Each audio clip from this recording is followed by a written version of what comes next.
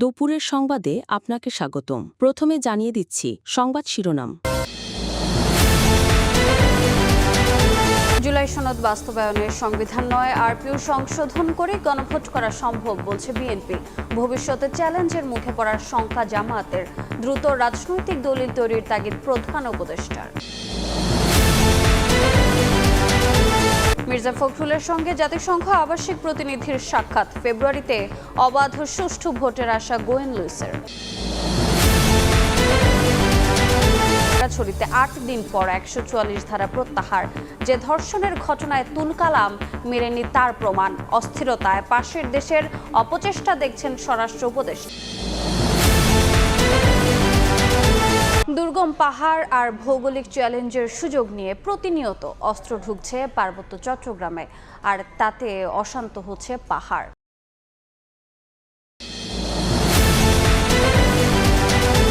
জুলাই সনদ বাস্তবায়নে অচলাবস্থার মধ্যেই রোববার বেলা 11:30টায় শুরু হয় রাজনৈতিক দলগুলোর সঙ্গে জাতীয় ঐকমত্য কমিশনের বৈঠক। যোগ দেন বিএনপি, জামায়াত, এনসিপি সহ প্রায় 30টি রাজনৈতিক দলের প্রতিনিধি।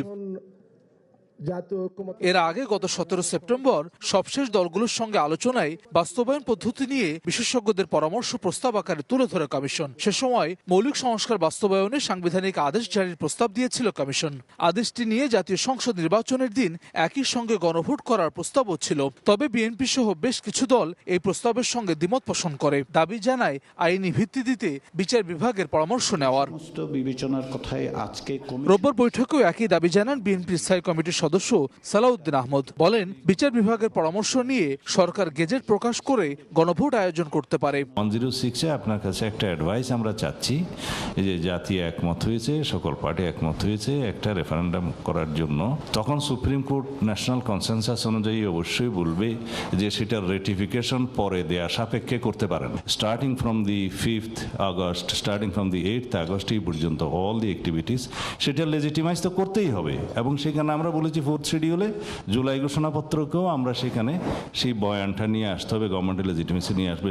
That will cover everything. তবে এর বিরোধিতা করছে জামায়াত ইসলামী। 106 অনুচ্ছেদ ব্যবহার করে বিচার বিভাগের পরামর্শ নিলে ভবিষ্যতে তা চ্যালেঞ্জের মুখে পড়তে পারে বলে মত দলটির এই আইনজীবীর। This government can proclaim or issue an order, July সনদ বাস্তবায়ন অর্ডার। এই অর্ডারের মধ্যে এগুলো ইনক্লুড থাকবে, এখানেই নির্বাচনের কথাও বলা থাকবে, এখানেই দ্বিকক্ষ বিশিষ্ট পার্লামেন্টের কথাও বলা থাকবে, এইখানেই হাইকোর্ট ডিভিশন 6 জায়গায় চলে যাবে এটা বলা থাকবে।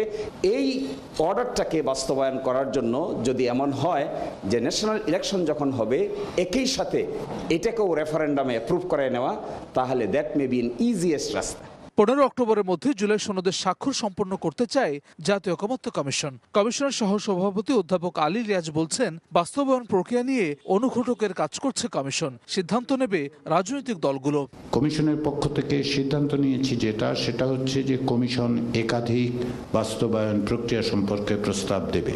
এদিন সকালে রাষ্ট্রীয় অতিথি ভবন যমুনায় কমিশন সভাপতি ও প্রধান উপদেষ্টা ডক্টর মোহাম্মদ ইউনূসের নেতৃত্বে জাতীয় ঐকমত্য কমিশনের বৈঠক অনুষ্ঠিত হয়, যেখানে খুব শিগগিরই অন্তর্বর্তীকালীন সরকারের কাছে চূড়ান্ত প্রতিবেদন দেওয়ার কথা জানায় কমিশন সদস্যরা।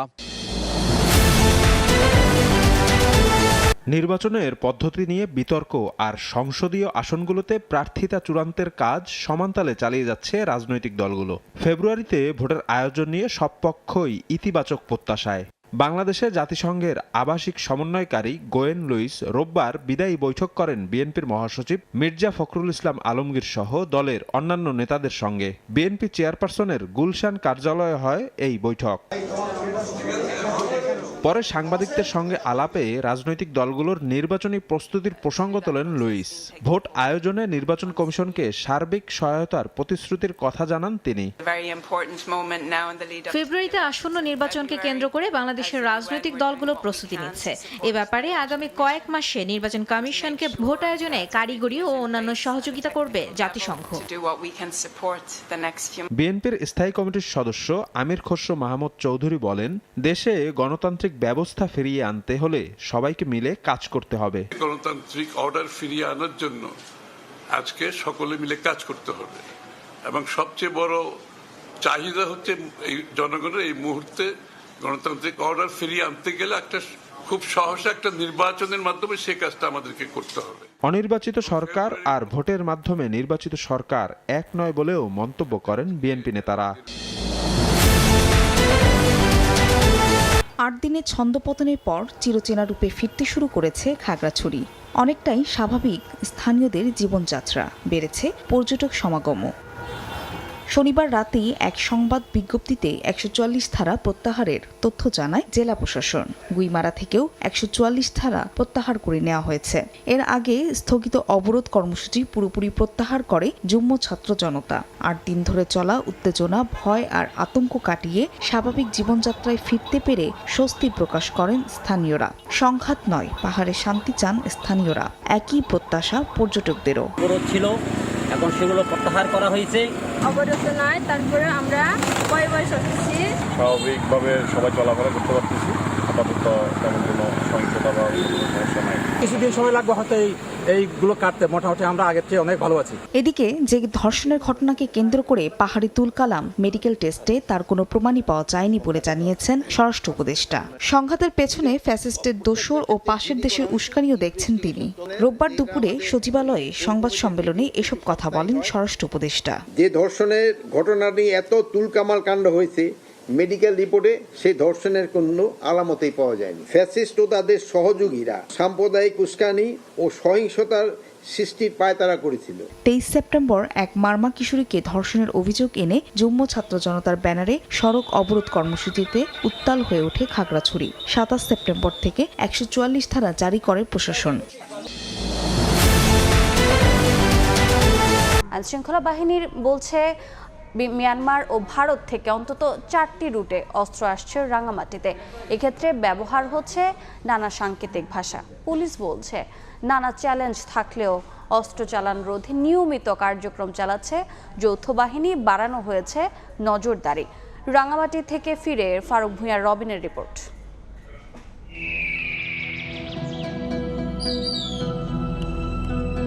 গহীন জঙ্গল, দুর্গম পাহাড়ের বাঁকে বাঁকে অপরাধের অভয়ারণ্য। নানা পথ বেঁকে নানা গোষ্ঠীর হাতে পৌঁছে যাচ্ছে অত্যাধুনিক সব অস্ত্র, আর তাতে অশান্ত হচ্ছে পার্বত্য চট্টগ্রাম। অস্ত্রের চালান ঘিরে গড়ে উঠেছে আন্তদেশীয় নেটওয়ার্ক। আইনশৃঙ্খলা বাহিনী বলছে অন্তত 4টি রুটে অস্ত্র ঢুকছে রাঙামাটিতে, যার একটি মিয়ানমার থেকে ভারতের মিজোরাম সীমান্ত পার হয়ে থাথি, লুল্যাংচড়ি, চকপতি ঘাট, বসন্তপাড়া হয়ে রাঙামাটিতে প্রবেশ। অস্ত্র আসার আরেক পথ বান্দরবান থেকে বাঙালহালিয়া, রাইখালি বাজার, বড়ইছড়ি হয়ে কাউখালী রুট। তৃতীয় রুট হচ্ছে মিয়ানমার থেকে মিজোরাম দিয়ে বাংলাদেশে প্রবেশ, এরপর শুকনাছড়ি, বরকল, তালুকদারপাড়া, সারোয়াতলি হয়ে বাঘাইছড়ি পৌঁছাচ্ছে অস্ত্র। এছাড়া মিয়ানমার থেকে মিজোরামের পুগদিং, মানপাড়া সীমান্ত পেরিয়ে অস্ত্র যাচ্ছে রাঙামাটির সাজিক লঙ্কর পয়েন্টে। ভারতীয় গণমাধ্যমের খবর অনুযায়ী এসব রুটে বাংলাদেশে অস্ত্র আসার পথে চলতি বছর দেশটিতে ধরা পড়েছে কিছু চালান। জানুয়ারি থেকে মার্চ এই 3 মাসে 5টি বড় চালান জব্দের খবর পাওয়া গেছে।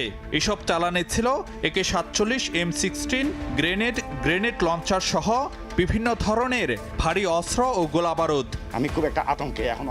পার্বত্য চট্টগ্রামের একটি আঞ্চলিক সংগঠনের সাবেক 2 সদস্য জানান, প্রতিটি অস্ত্রের জন্যই থাকে সাংকেতিক ভাষা। পার্টির একটা নিজস্ব একটা অস্ত্র বহনকারী আছে, যে তা একটা স্পেশাল টিম, যে অস্ত্র আসলে ওরাই ওদের থেকে নিয়ে আসবে যে অস্ত্রগুলো, যে আজকে অস্ত্র চালান আসবে, যে এতগুলো বলে অস্ত্র বলে লোক কয়জন লাগবে, ওগুলো হচ্ছে বিশেষ লোক নিয়ে যায় যে অস্ত্রগুলো আনার জন্য। এগুলো তো বিশেষ করে যে আসে যে মায়ানমার, থাইল্যান্ড এদিক থেকে, আর ইন্ডিয়া বোর্ডারে ঢুকবে মালগুলো, পরে ওখান থেকে আবার বাংলাদেশে আসবে।